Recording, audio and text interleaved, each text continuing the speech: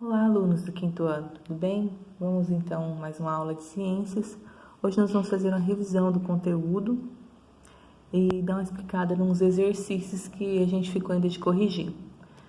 Então, nós falamos nas outras aulas sobre os recursos naturais, né? Vocês já tinham conhecimento né, do uso sustentável dos recursos da unidade 3. O ano passado a gente já havia começado a falar um pouco sobre os recursos naturais. Né? Então, o que é um recurso natural? É tudo aquilo que pode ser encontrado na natureza e utilizado pelo ser humano para satisfazer suas necessidades. Então, tudo que tem na natureza e que o ser humano pode ir lá e retirar e fazer algo útil, né, que pode ser útil para o ser humano, é considerado então um recurso natural. E ele pode ser renovável e não renovável. Então a gente lembra que os recursos naturais renováveis são aqueles que não se esgotam, mesmo com o uso do ser humano e a ação da natureza. Eles se renovam, tá? Eles se renovam tanto naturalmente ou pela ação do ser humano, tá? E, por exemplo, nós temos a água, recurso natural renovável, tá? Nós temos, então, outros exemplos de recursos naturais renováveis. O vento, né? O vento ele pode, então, ser utilizado para fazer energia em usinas eólicas. Então, o vento é um recurso natural renovável. As plantas, né? Podem ser usadas na alimentação. Elas são recursos naturais renováveis, tá? Tanto elas podem se renovar sozinhas na natureza, quanto o ser humano pode também estar plantando, então um recurso renovável, natural renovável. A energia solar é um tipo de energia, é um tipo de recurso natural renovável, né? A gente sempre tem. Os animais, né, também são considerados recursos naturais. A água, como eu já falei, é um recurso natural renovável. E nós temos recursos naturais não renováveis, então são aqueles que eles podem se esgotar, podem acabar no futuro, tá? Eles demoram milhões de anos para se formar na natureza. Então, é um tempo incompatível com a vida dos seres humanos, tá? Mas eles podem ser utilizados, se for feito um controle e um bom planejamento para evitar esse esgotamento. Recursos naturais não renováveis, por exemplo, petróleo, tá? Que é muito utilizado na fabricação de plásticos, tintas, solventes, combustíveis. O gás natural também é um recurso natural não renovável, tá? Ele é um recurso que pode ser utilizado em residências, então para acender os fogões, churrasqueiras e lareiras. Ele também pode ser utilizado para produzir energia elétrica nas usinas termoelétricas. O solo, como falei para vocês, ele é um recurso natural, mas ele não é renovável, ele demora milhões de anos para ser formado, então o solo é um recurso natural não renovável. O carvão mineral, tá? Ele é um minério não metálico extraído da mineração, é utilizado para aquecer, por exemplo, os fornos das indústrias siderúrgicas. Tá? Então, um recurso natural não renovável também o carvão. Nós temos demais minerais, tá? Há vários outros minerais e metais resultando da mineração, como ferro, bauxita, calcário, tá? Também são recursos naturais não renováveis. O petróleo, o gás natural e o carvão são conhecidos como chamados os combustíveis fósseis, tá? Então, são materiais que demoraram milhões de anos para ser formados na natureza e por isso eles podem ser esgotados. Então, a gente tem os recursos naturais renováveis, que se renovam na natureza, e os não renováveis. E nós vimos, então, que o ser humano ele pode causar vários impactos na natureza. Por exemplo, a poluição da água. Um exemplo de poluição da água pode ser pela agricultura, com a aplicação de agrotóxicos e fertilizantes químicos. Então, pode contaminar, então, águas, rios e lagos, tá? Esses agrotóxicos podem penetrar no solo e atingir as águas subterrâneas, tá? Também pode ser prejudicial para os seres que têm vida aquática, por exemplo, os peixes. Outra forma de contaminar a água é o esgoto das casas, tá? O esgoto das casas que não é tratado. Na maioria das casas, nas cidades, o esgoto ele é coletado e é levado para a estação de tratamento. Então, ele é tratado. mas em nem todo o Brasil essa água é tratada, esse esgoto é tratado, tá? Então, o esgoto dessas casas que não é tratado vai para rios, tá? Solo e contamina, tá? Então, o esgoto também é outra forma de contaminar o solo e a água. A mineração também, né? E a extração de minerais, para extrair alguns tipos de minerais, é utilizados produtos tóxicos, tá? Que ficam ali no solo e pode contaminar a água também. Processos industriais também, algumas atividades industriais podem usar produtos químicos que se não forem coletados e feita a retirada certa, eles podem ser lançados então em esgoto ou em outros locais e pode estar contaminando a água. Então, maneiras de poluição da água: agrotóxico, esgoto não tratado, e mineração e resíduos industriais. A gente viu também que a atividade humana ela também pode poluir o ar, tá? Pode ser, por exemplo, os gases liberados durante a erupção do vulcão, tá? Ele polui o ar, mas é uma poluição natural, tá? Nós temos atividades como queimadas, decomposição dos resíduos em lixões e aterros controlados e a queima de combustíveis fósseis. Todas essas atividades liberam gases, tá? Que poluem o ambiente, que poluem o ar, tá? Essas atividades liberam no ar partículas poluentes e gases, como o gás carbônico e o gás metano. Esses gases aqui, eles vão causar o aumento do chamado efeito estufa. E o que é esse efeito estufa mesmo? É um fenômeno, tá? É um processo natural que ocorre no planeta e que mantém a temperatura constante do nosso planeta. Então, mantém uma temperatura que dê para nós, todos os seres que tem aqui, sobreviver. Então, o efeito estufa é um fenômeno natural que mantém a temperatura da Terra mais ou menos constante, ou seja, mais ou menos a mesma, tá? Então, é aquele processo, a gente tem o Sol e os raios solares, vão chegar na Terra. Nós temos uma camada aqui chamada de atmosfera, que tem várias camadas de gases. Esses raios solares vão atravessar essas camadas, vão chegar até aqui, na atmosfera. Parte desses raios solares vai voltar. Então, parte desse calor volta e parte fica aqui aquecendo o nosso planeta. O que acontece? Como vai ter muita poluição e ocorre o acúmulo de gases.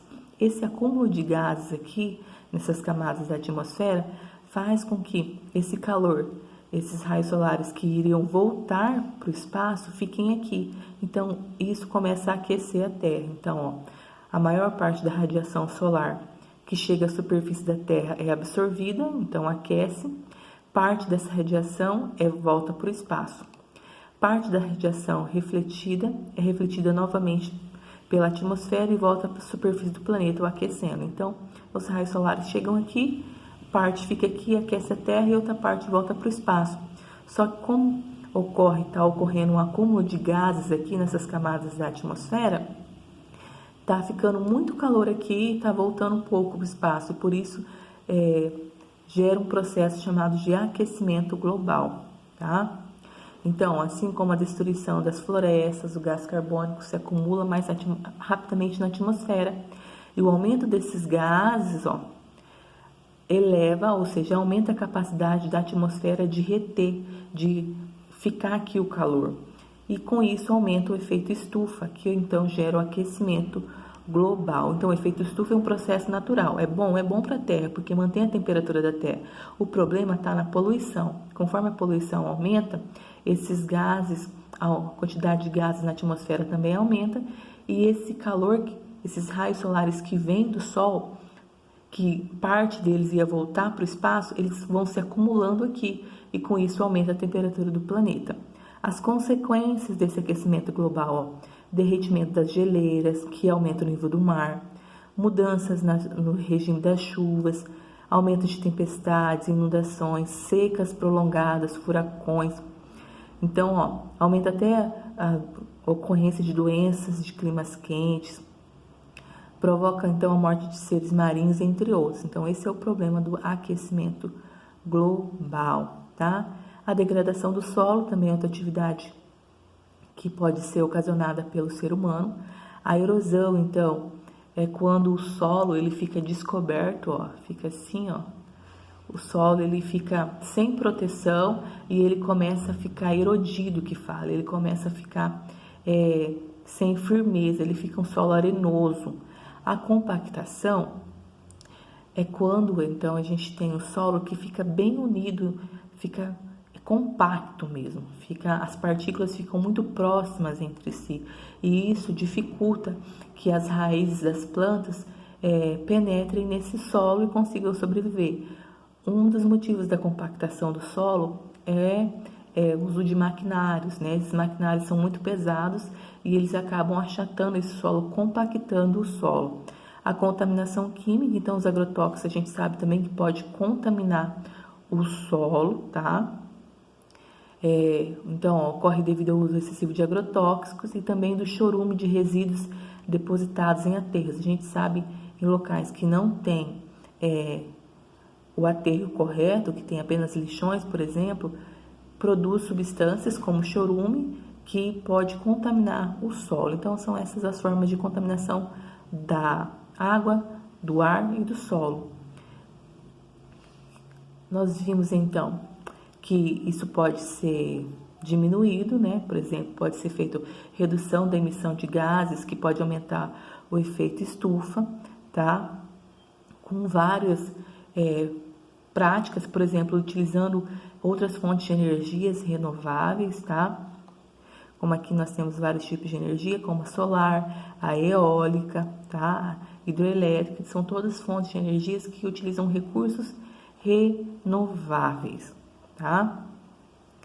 A gente sabe também que um dos fatores que influencia então na poluição, por exemplo, é o desmatamento, tá? Então a gente precisa conservar a vegetação, que essa vegetação ela vai proteger o solo, ela vai eliminar gases poluentes do ar, tá? Então proteger a vegetação é muito importante também, tá? Então essas são então as características desse capítulo então dos recursos naturais. Nós vimos então que são os recursos naturais renováveis e não renováveis, tá?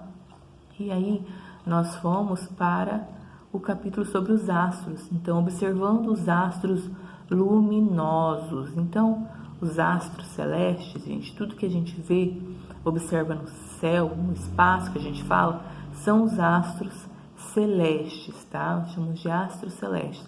Aí nós vimos que o Sol, ela é uma estrela, que a Lua é o nosso satélite natural. Aqui nós vemos a foto da nebulosa, que são os locais onde são formadas as estrelas, tá?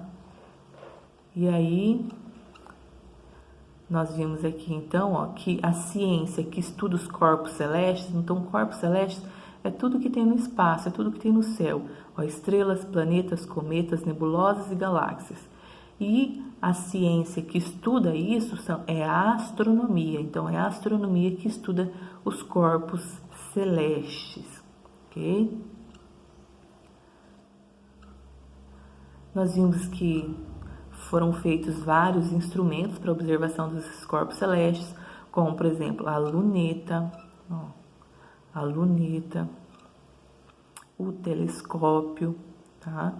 São todos instrumentos utilizados para observação dos corpos celestes, tá? A gente tem aqui chamado telescópios, tem os telescópios espaciais também, os sondas espaciais, que também foram feitas para observação dos corpos ou dos astros celestes, que a gente chama, tá? Então, as estrelas, nós vimos que o nosso planeta, tá, está dentro de uma galáxia. Essa galáxia chama de Via Láctea. Então, onde nosso planeta está é uma galáxia chamada de Via Láctea. Existem várias galáxias no espaço, tá? E uma delas é a Via Láctea, que é onde nosso planeta está. Então, a galáxia é a Via Láctea. Dentro dessa Via Láctea existe um sistema que é o chamado Sistema Solar, tá? que é onde que a Terra faz parte. Então, são vários planetas que ficam girando, tá? Orbitando em volta do Sol. Esse é o sistema solar. Então, dentro da Via Láctea, que é a galáxia onde a gente vive, a Terra está no sistema solar, ok? As estrelas são o quê? São corpos celestes, então tudo que tem no espaço são corpos celestes, então as estrelas também. São formadas de gases e elas têm luz própria, tá? Por isso são chamados de astros luminosos. E a gente viu que as estrelas têm vários tipos de cores. São estrelas azuis, tá? Brancas, amarelas, laranjas e vermelhas. E que essa cor, ela depende da temperatura. Então, as estrelas azuis são aquelas mais quentes. E as vermelhas são aquelas com temperaturas mais baixas, ok? Nós vimos então que as estrelas também têm vários tamanhos. Nós vimos que o Sol, para nós, ele é grande, né? Que é o mais próximo que a gente tem da Terra é o Sol. Mas que existem várias outras estrelas que são bem maiores do que a nossa estrela, que é o Sol. Então, o Sol é a estrela mais próxima à Terra, tá? E é a única estrela que a gente consegue o quê? Ver durante o dia, ok? Então, a única estrela que a gente consegue ver durante o dia é o Sol. Ok, vamos seguindo. Nós vimos também que são estrelas cadentes, e as estrelas cadentes a gente viu que não são estrelas que caíram do céu e que vão cair, tá? As estrelas cadentes são, então, corpos celestes, então são estruturas que ficam no espaço, são meteoros ou restos de cometa. Quando esses meteoros ou esses restos de cometas eles entram na atmosfera, eles pegam fogo, e é por causa desse fogo, eles deixam um rastro de luz, tá? E aí a gente vê esse rastro de luz e parece que é uma estrela caindo, mas as estrelas cadentes não são estrelas que caíram do céu, ok? Nós vimos que são as constelações, então as constelações são grupos de estrelas, tá? Aparentes de estrelas no céu, que podem formar, então, imagens, tá? Quando a gente observa essas estrelas, esses grupos de estrelas formam, então, imagens, ó, como, por exemplo, seres mitológicos, deuses, animais e objetos, tá? E nós temos vários tipos de constelações. Por exemplo, a constelação de Órion, tá? Que no meio tem o Cinturião, que é o Cinturião de Órion, que é formado pelas Três Marias. Nós temos o Cruzeiro do Sul, é outra constelação. Constelações do Zodíaco. Nós temos também aqui outra coisa interessante aqui, ó, que relembrando, a astronomia é a ciência que estuda, então, os astros, é a astronomia. Continuando as constelações, constelação de Ema, constelação do Homem Velho, então são todos, ó, grupos de estrelas, ó, que formam imagens no céu.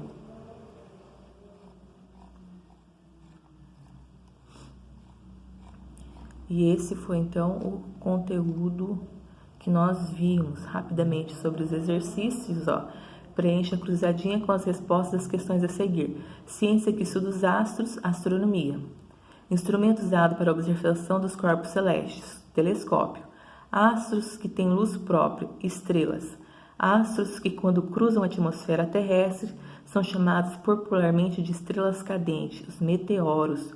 Conjunto de astros que tem o Sol como estrela ao redor, do qual orbitam planetas, planetas anões, entre outros, o nosso sistema solar. Então, A, astronomia, B, telescópio, C, estrelas, D, meteoro e E, sistema solar. 2. Qual estrela pode ser observada no céu durante o dia e qual a sua importância para o nosso planeta? É o Sol. Então, a única estrela que pode ser observada durante o dia é o Sol. Qual que é a importância? Ela é importante porque a radiação solar permite, então, que tenha vida, tá? Ela gera temperatura, uma temperatura agradável para nós sobrevivermos. 3. Analise as informações a seguir. O Sol é a estrela mais próxima à Terra. As estrelas são visíveis à noite, porém refletem a luz do Sol. 3. Das estrelas que podemos ver a olho nu, o Sol é a maior delas. As estrelas são astros luminosos, ou seja, produzem a luz que emitem. Está correto o que se afirma em 1 e 4, tá? Por quê? A 2. As estrelas são visíveis à noite, pois refletem a luz do Sol. Elas não refletem a luz do Sol, elas possuem luz própria, tá? E das estrelas que podemos ver a olho nu, o Sol é a maior delas. Gente, existem mais estrelas maiores do que o Sol. Explica o que são constelações. Então, constelações são grupos, aparentes de estrelas que podem formar figuras. Exemplo, Cruzeiro do Sul, constelação de Órion e de Leão. Analise as afirmações a seguir e assinale a alternativa correta. É a letra B. A observação do movimento aparente do Sol durante o dia permite estimar a passagem das horas. Tá? Essa aqui é uma atividade que era para fazer. E aqui nós já chegamos no que eu aprendi. Tá? Observe a ilustração e responda as questões a seguir. Quais instrumentos as crianças estão usando para observar o céu? Aqui, uma luneta, tá? E letra B. Qual constelação pode ser vista no céu? É o Cruzeiro do Sul que eles estão observando. Se as crianças voltarem para observar o céu no mesmo local durante o dia, elas poderão ver as estrelas? Por quê? Não, pois o brilho do Sol, então, ofusca o brilho de outras estrelas. E D. A observação das constelações pode ser usada para determinar as diferentes estações do ano? Como isso é feito? Isso pode ser feito observando quais constelações estão visíveis no céu noturno nas diferentes estações do ano. Tá? Então, por exemplo, a constelação de Órion aparece ao anoitecer no verão no hemisfério sul, enquanto a constelação de Escorpião vai aparecer no inverno. Tá? E assim a gente encerra então o capítulo 3 e a unidade 4.